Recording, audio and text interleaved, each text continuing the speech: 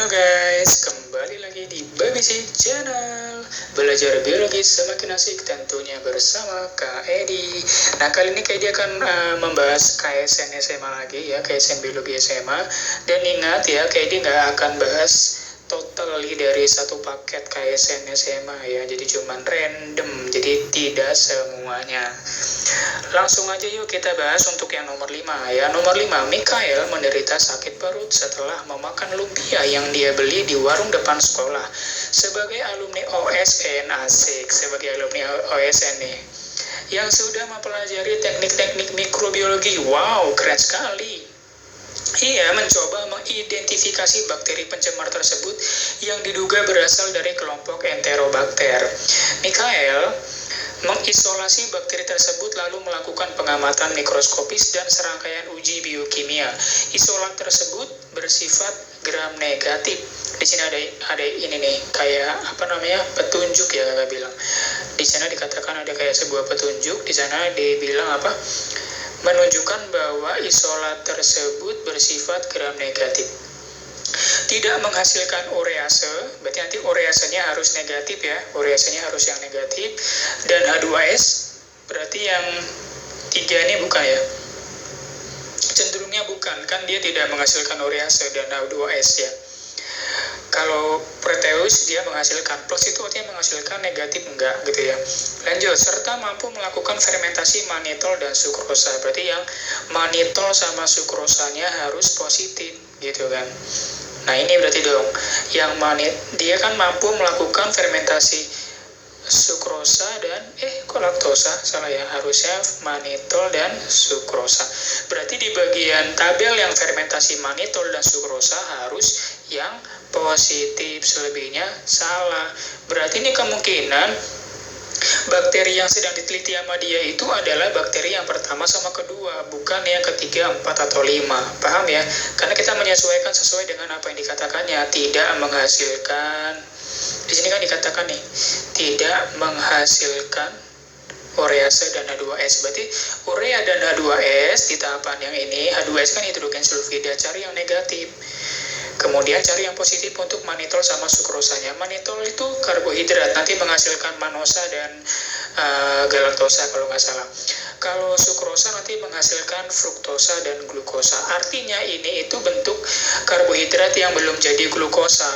Nanti harus diubah dulu jadi glukosa. Konsepnya pokoknya manitol itu, manitol sama sukrosa, ini kan kayak masih kompleks tuh glukosanya atau karbohidratnya.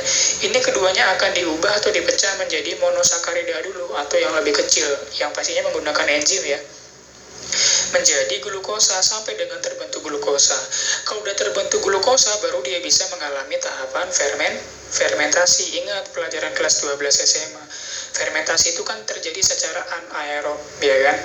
Nah, itu kata kunci lagi. Makanya dia bisa melakukan fermentasi ya, uji motilitas, fermentasi laktosa, dia laktosa juga bisa ya, laktosa juga iya. Nah, itu kan. Berarti konsepnya sebenarnya bakterinya yang dimaksud itu kemungkinan nomor 1 atau nomor 2 gitu kan? Ya nggak? Oke. Coba sekarang kita cek mana yang benar, mana yang salah. Ini kategorinya medium. Kakak pilih yang medium aja ya kan. Kalau kakak pilih yang soal yang hot, aduh waktunya kayaknya nggak cukup deh ya kan. Dan kakak kayaknya juga agak ribet deh ngejelasinnya kalau yang hot. Kalau yang A, bakteri pencemar tersebut dapat diatasi secara efektif menggunakan penisilin. Ingat, bakteri tadi itu kan bersifat apa? Gram negatif. Gram negatif itu ya, peptidoglikannya tipis atau tidak setebal pada gram positif. Gram negatif ini juga dia pada bagian luarnya itu memiliki lapisan lipopolisakarida. Kemudian selain itu juga dia itu sifatnya lebih tahan terhadap cekaman dari luar. Artinya apabila ada penisilin ini kan antibiotik kan. Apabila antibiotik diberikan pada bakteri itu, bakterinya ngeyel, nggak bakal nggak cepat mati, ngeyel dia. Artinya bakteri pencemar tersebut nggak bisa diberikan penisilin biar mati, gitu, nggak bisa. Makanya jawabannya yang A ini salah. Karena kan dibilang di A di sana, bakteri tadi dapat diatasi atau dikurangin atau dibunuh gitu kan dengan menggunakan penisilin. Nggak bisa. Orang dibilang di sana bakterinya gram negatif, paham nggak? Gram negatif itu bakteri ngeyel, bakteri yang bandel, yang susah untuk dibasmi, paham? Jadi apalagi cuma sekelas penisilin, antibiotik doang, gue nggak takut gitu ibaratnya ya, yang dibilang sama bakteri ini. Lanjut, untuk yang B, kemampuan fermentasi manitol dan sukrosa mengindikasikan bahwa bakteri tersebut bersifat anaerob obligat. Istilah anaerob ini kan bisa dua kemungkinan, bisa anaerob obligat atau anaerob fakultatif. Ya, jadi kalau masalah yang namanya anaerob itu nanti dia dibagi dua, ada yang obligat sama fakultatif. Ini kan kita lagi bahas apa? Bahas mikroba yang sifatnya bisa masuk ke bagian tubuh manusia kan, yang bisa mencemari saluran pencernaan manusia kan. Artinya floranya ini bisa hidup atau menginfeksi inangnya, bisa manusia, bisa hewan gitu kan. Artinya kalau dia bisa masuk berarti dia itu punya sifat menyesuaikan dengan kondisi tertentu. Kalau dia bisa menyesuaikan dengan kondisi tertentu berarti jawabannya itu fakultatif. Ini biasanya terdapat di bagian flora tubuh, terutama untuk menyebabkan penyakit-penyakit di tubuh manusia atau tubuh hewan. Kalau anaerob obligat, dia itu biasanya nggak bisa masuk sampai dalam, karena kalau masuk di dalam kemudian kena oksigen gitu kan, dia mati. Anaerob obligat itu artinya bakteri yang suka dalam kondisi tidak ada oksigen sama sekali. Apabila bakteri anaerob obligat ketemu dengan yang namanya oksigen, maka dia langsung mati. Beda halnya dengan bakteri anaerob fakultatif. Apabila dia ketemu dengan oksigen, dia masih bisa menyesuaikan dan tidak langsung mati. Makanya kakak bilang tadi, bakteri gram negatif, udah dia bakteri gram negatif ya kan, susah dibunuh pakai antibiotik. Dia sekarang sifatnya anaerob fakultatif, bisa menyesuaikan tempat yang sedang ditempati sama dia gitu ya. Jadi yang B juga salah dong. Paham ya? Harusnya bakteri yang masuk ke tubuh ini, kan dia sakit perut gara-gara makan lumpia. Berarti bakterinya itu, atau bakteri flora tadi itu sifatnya fakultatif, anaerob fakultatif yang bisa menyesuaikan gitu. Ya, jadi kalau di anaerob obligat nggak mungkin bisa masuk sampai usus. Logika lah ya kan. Lanjut, untuk yang C. Data uji motilitas dan fermentasi laktosa sudah cukup untuk mengidentifikasi spesies bakteri pencemar tersebut berdasarkan tabel. Maksudnya untuk mengidentifikasi uji motilitas, kan tadi dikatakan sama ceritanya, si Mikael ini katanya kan belum sempat melakukan uji motilitas sama fermentasi laktosa. Artinya ibaratnya kalau dia cuma punya data urease, hidrogen sulfida, fermentasi manitol, fermentasi sukrosa, bisa nggak untuk ngejawab soalnya? Kurang lebih seperti itu.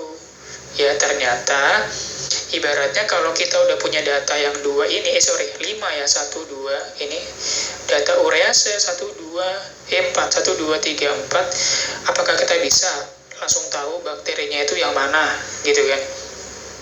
Bisa nggak kamu tahu? Tahu, ibaratnya nggak perlu ngelihat data uji motilitas sama fermentasi laktosa, kita udah tahu jawabannya kurang lebih yang mana. Artinya itu bisa sedikit mendukung jawaban gitu loh. Ya karena kan kita langsung tahu, kita fokus ke bagian barisan 1 sama barisan 2 kan. Ya enggak? Iya, karena 3, 4, 5 udah nggak nyambung sama 4 faktor yang sudah diteliti kayak gitu. Jadi yang C ini benar. Ibaratnya kalau kamu udah ketemu nama bakterinya Enterobacter aerogenes atau Klebsiella pneumonia gitu kan, itu kan kamu udah kayak ketahuan nggak sih jawabannya mana? Ya nggak sih, jawabannya kayaknya yang A. Yang pertama deh, ya kan? Karena ada pertama Enterobacter aerogenes, itu sifatnya anaerob fakultatif dan dia memang gram negatif. Kalau Klebsiella pneumonia itu ada kata pneumonia, berarti itu pneumo itu nanti berhubungan dengan paru-paru. Sedangkan kita lagi ngomongin apa?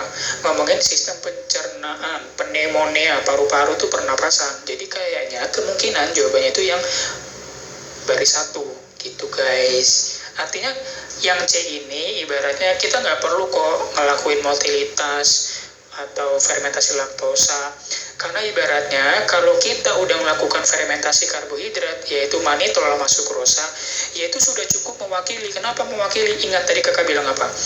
Fermentasi manitol itu karbohidrat yang nanti apabila dipecah menjadi jenis manosa sama galaktosa.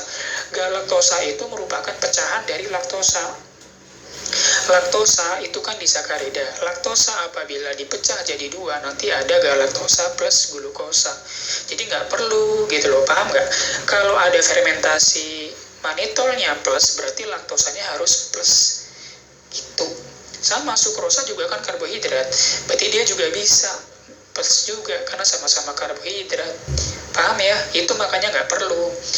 Motilitas juga nggak perlu, karena biasanya kalau yang sifatnya anaerob fakultatif dan dia masuk sebagai penyakit pencernaan biasanya dia memiliki tingkat motilitas yang lebih tinggi atau memiliki flagel gitu ya. Jadi yang C itu benar pernyataannya. Kemudian yang D bagaimana kak? Jika diketahui bakteri tersebut memiliki flagel, alat gerak, dan kapsul di permukaan selnya, maka dapat dipastikan, seolah-olah gitu kan bahasanya, maka dapat dipastikan bakteri tersebut adalah kelompok Serratia marcescens. Katanya ini jawabannya, katanya kan kalau punya flagela. Seolah-olah gini, di tabel itu yang punya flagela itu cuma dia doang. Kalian setuju nggak gitu?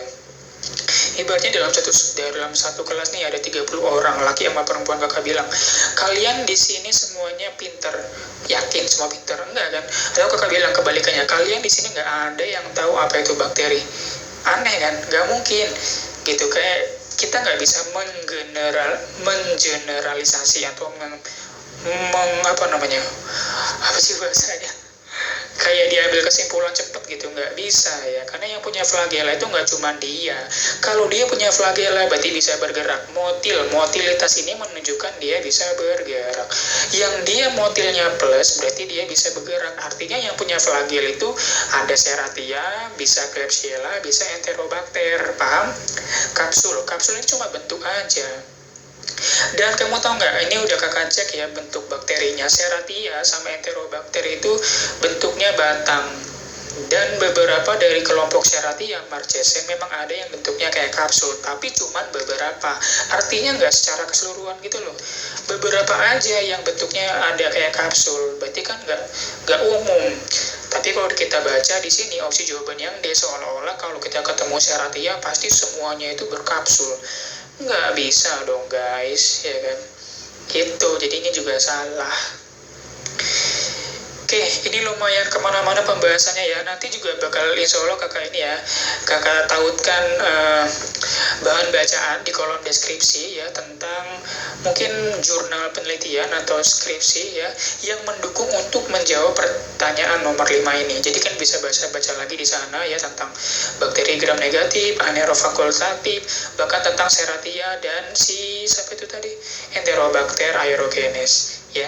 Mudah-mudahan cukup membantu ya. Pokoknya kalau yang merasa kecepatan kakak ulangin, kalian pencet bagian tombol 3 di bagian pojok kanan atas. Di sana ada pengaturan tingkat kecepatan. Jadi jangan komen, kak kecepatan, kan ada pengaturannya. Ayo kita harus smart ya menggunakan gadget ya. Semua udah ada menu-menunya. Kalau dirasa kecepatan diatur di situ. Oke, mudah-mudahan paham dan cukup membantu bagi kalian yang mungkin mau ikut KSN atau OTW OSN atau masih dalam OSN. Basic Channel, belajar biologi semakin asik tentunya bersama Kak Edi.